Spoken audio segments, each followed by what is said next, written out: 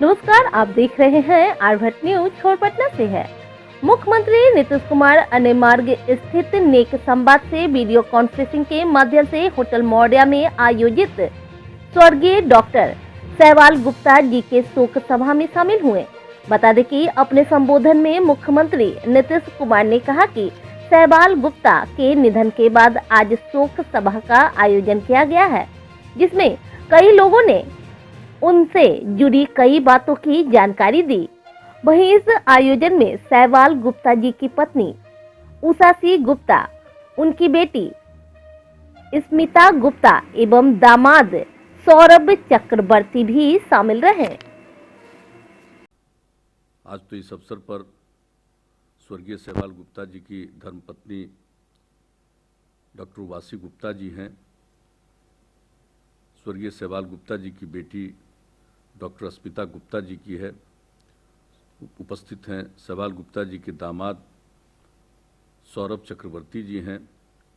और इस पूरे कार्यक्रम का आयोजन आद्री के जो डायरेक्टर हैं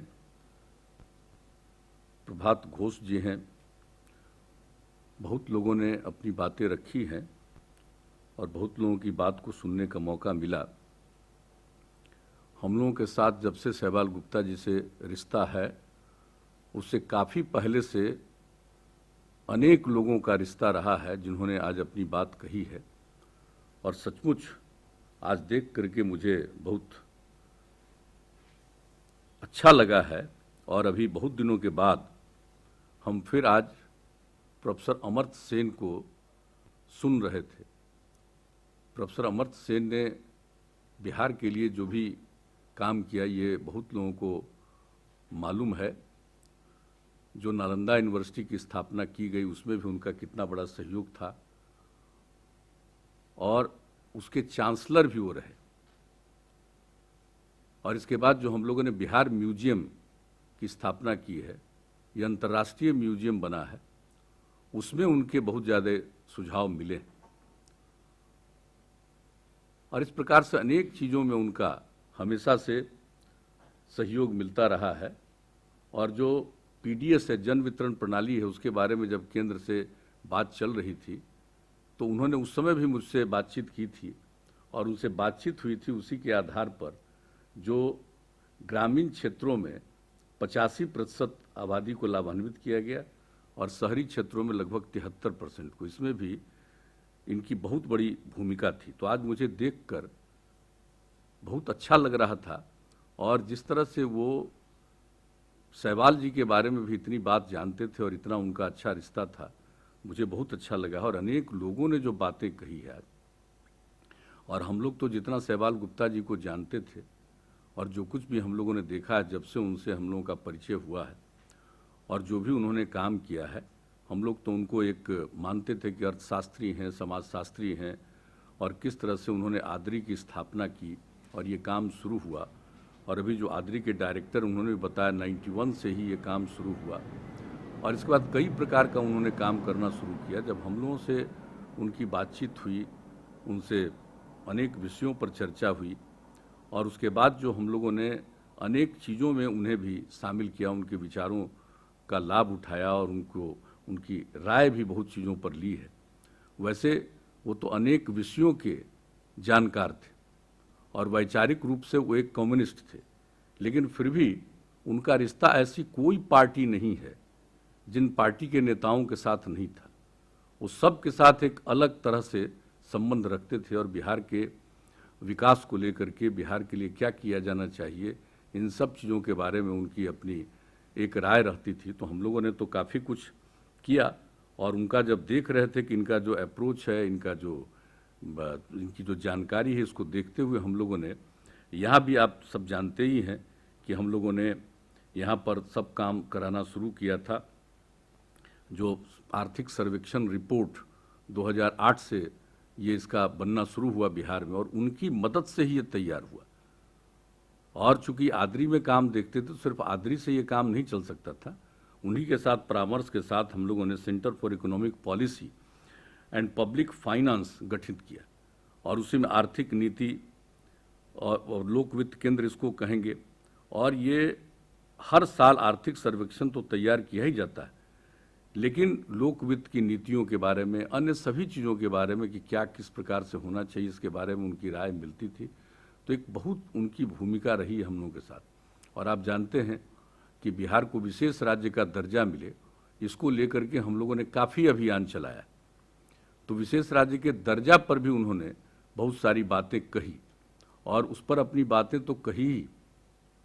और उसके बाद जो उस समय जो यूपीए की सरकार थी, तो जहाँ तक मुझे स्मरण था 2013 में कमेटी बनी, और उसमें जो कमेटी बनी रघुराम राजन कमेटी बनी, और उसमें उन लोगों ने कहा, तो बिहार की तरफ से और हम लोगों ने अपनी तरफ से उसमें सहवाल गुप्ता जी को ही शामिल किया एक सदस्य के रूप में। तो उनकी रिपोर्ट आई, तो हम लोगों का तो एक उनके साथ इस प्रकार का रिश्ता रहा। लेकिन उनको हम देखते थे कि कितने प्रकार के कामों में, और उनके आदरी में कितनी बार जाने का मौका मिला है, उनके घर पर कितनी बार जाने का मौका मिला है, उनके साथ कितनी बार बातचीत हुई है, ये सब तो विभिन्न विषयों पर उनसे चर्चा हम लोगों की होती ही रहती थी। लेकिन हम उनको देखते थे, वो किसी भी चीज़ विषय पर हमेशा उनका लेख छपता था। प्रेस और प्रिंट और इलेक्ट्रॉनिक मीडिया जो कुछ भी हो, सबके साथ उनकी जो बातचीत होती थी और वो अपना लेख लिखते थे, अपना वक्तव्य उनका आता था। तो इन सब चीज़ों पर कौन सा ऐसा इशू है, कोई भी विषय आता था, हर विषय पर उनसे यहाँ के जो भी मीडिया के लोग हों या देश के मीडिया के लोग हों, उनसे बातचीत करते थे। कोई भी आदमी अगर बिहार के बारे में कुछ बातचीत करने आता था या बिहार के बारे में कोई जानकारी लेने आता था, तो निश्चित रूप से हम देखते थे कि वो जरूर सहवाल गुप्ता जी से भी बातचीत करता था, हर बिंदु पर, हर इशू पर। उन्होंने किस विषय में अपना इसके लिए अनुसंधान नहीं किया, इस पर अपना वक्तव्य नहीं दिया, जो कुछ भी था सब तरह से वो काम करते रहे। और जो हम लोगों ने बनाया centre for economic policy and public finance, उस पर हमेशा बातचीत करते थे कि कैसे इसको और बेहतर करने के लिए किस तरह से और लोगों को इसमें बहाल करना चाहिए। सारी चीज़ों पर, एक एक चीज़ पर बात करते रहते थे।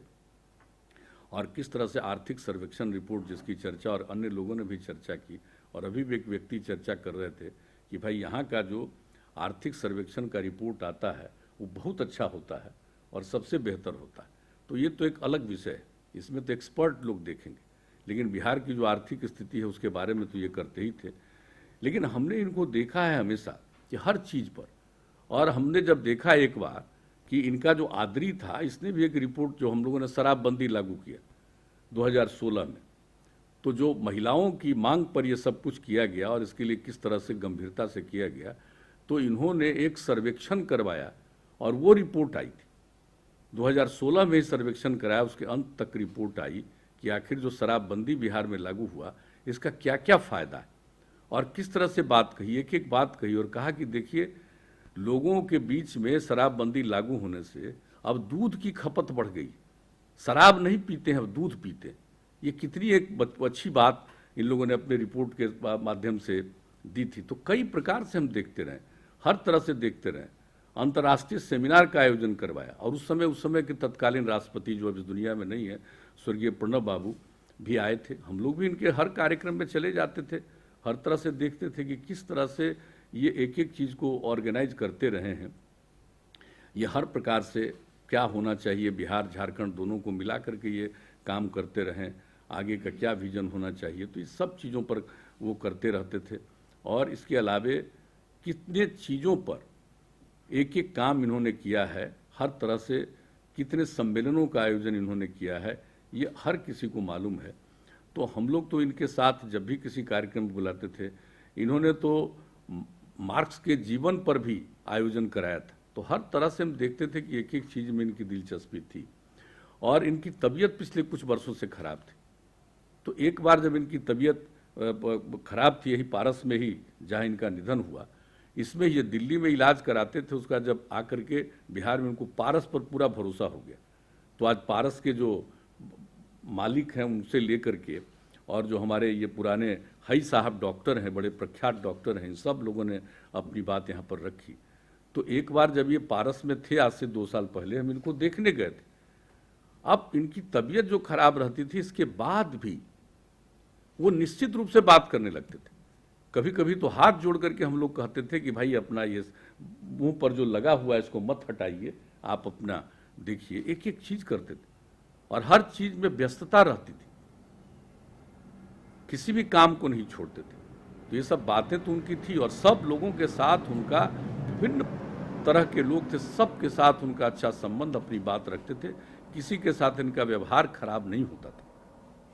अपनी बात को भी स्पष्टता के साथ रखते थे, लोगों से बातचीत भी करते थे और जो भी बिहार के विकास के लिए क्या होना चाहिए इन सब चीज़ों के बारे में या जो कुछ भी हो रहा उस पर भी अपना एक ओपिनियन, हर तरह से लोगों को जागरूक करने के लिए भी प्रयास करते रहते थे। ये बहुत बात, इनकी तबीयत पिछले कुछ सालों से तैयार हो गई थी, खराब हो गई थी, तो हम लोगों को तो चिंता होती थी, लेकिन हम देखते थे कि उसके चलते ये चिंतित नहीं रहते थे, काम करते रहते थे। और जब भी उनसे मिलने का मौका मिलता था तो हम देखते थे कि भाई ये आदमी को कितना कॉन्फिडेंस है अपने मन में और हर प्रकार से ये काम करते रहे, अभी भी करते रहे। अब इस बार तो कुछ समय से वो तबीयत उनकी खराब थी, हम लोगों को तो मालूम नहीं हुआ था। अब ये जो पूरा का पूरा ये कोविड का दौर चल रहा है, कोविड-19 का, इसमें तो फिर लोगों के साथ उस प्रकार से मिलना जुलना भी नहीं है, लेकिन इस बार जो पता चला अंतिम दिन हम लोगों को मालूम।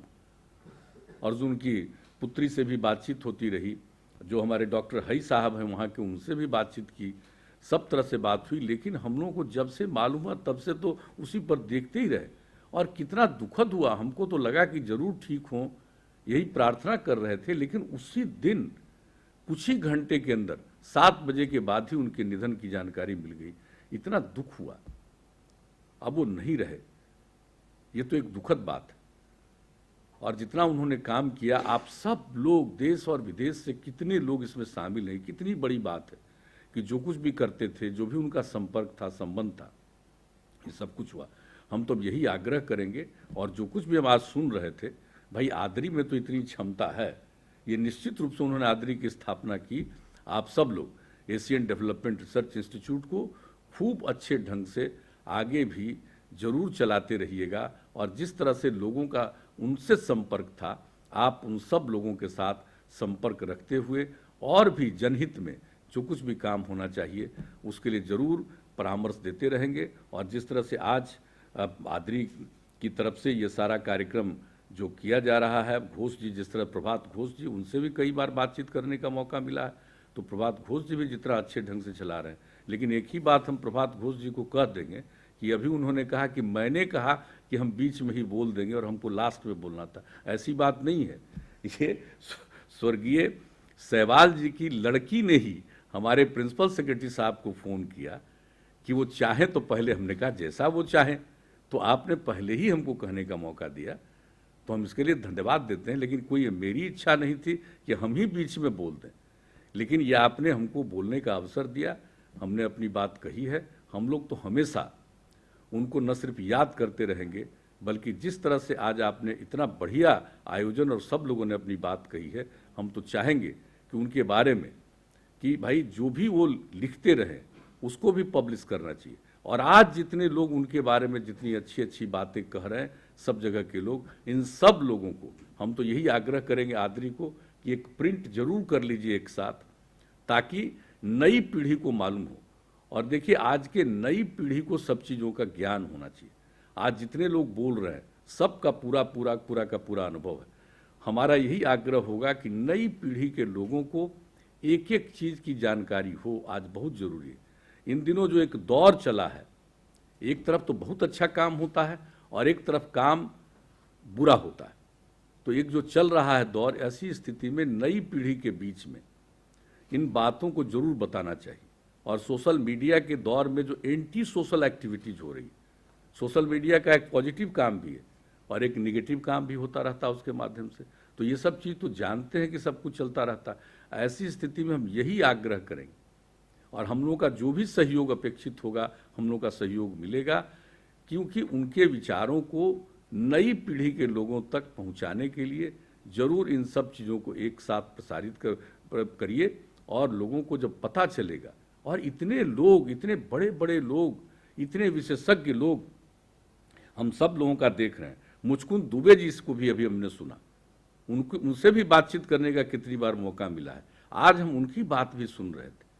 क्या एक एक लोगों ने, जिनको हम जान रहे हैं उनकी हम चर्चा कर रहे हैं, और अनेक लोगों को जिनके साथ हम लोगों की कोई बातचीत नहीं हुई है, लेकिन उन लोगों ने जितनी बातें कही है, इन सब चीज़ों को देखते हुए नई पीढ़ी के लिए कितना अच्छा काम किसी व्यक्ति ने किया है। सहवाल जी ने इतना अच्छा काम किया, सहवाल गुप्ता जी ने, तो ये सब लोगों तक खबर पहुँचे, इसके लिए ज़रूर प्रयास करना चाहिए। और उन्होंने जो काम शुरू किया है, इस काम को आगे रखना चाहिए। और हम लोगों का जब तक हैं, जीवित हैं, तब तक हमारी तरफ से जो भी सहयोग संभव है वह सहयोग हम लोग करते रहेंगे। और ऐसे व्यक्तियों को, इनका जन्म बिहार में हुआ, बेगूसराय में हुआ, और जो इनका पुराना रिश्ता हम सब लोग जानते, तो ऐसे लोगों को, बिहार में के व्यक्ति को इतना ज़्यादा दुनिया भर के लोगों से अनुभव, संपर्क, और लोगों का उनके बारे में एक ओपिनियन, तो ये कितनी बड़ी बात है। तो बिहार के तो बहुत ही महत्वपूर्ण व्यक्ति यहाँ जन्मे, जिन्होंने अपना सब तरह से अपने विचारों को रखा, अपने ढंग से अनेक काम किया। इसके लिए हम सब उनके प्रति तो अपना आदर प्रकट करते हैं, और निश्चित रूप से आदरी को, इस काम को आगे जारी रखना चाहिए। और हम लोग तो ये भी चाहेंगे कि हम लोग का सेंटर फॉर इकोनॉमिक पॉलिसी और पब्लिक फाइनेंस है, ये काम जारी रहना चाहिए। और अभी जो हम लोगों के सरकारी जो अधिकारी हैं, उन लोगों ने भी अपनी बात कही थी, इन बातों को तो बता दिया। तो हम लोगों का तो पूरा सहयोग, और सब लोगों का पूरा सहयोग इनके बारे में मिलेगा। तो इन्हीं शब्दों के साथ मैं आप सब लोगों को इस बात के लिए मैं अभिनंदन करता हूं कि सब लोग उनके बारे में अपनी बात जो कह रहे हैं, इसके लिए और उनके प्रति तो हम पूरे तौर पर अपनी श्रद्धांजलि अर्पित करते हैं और अपनी बात समाप्त करते हैं।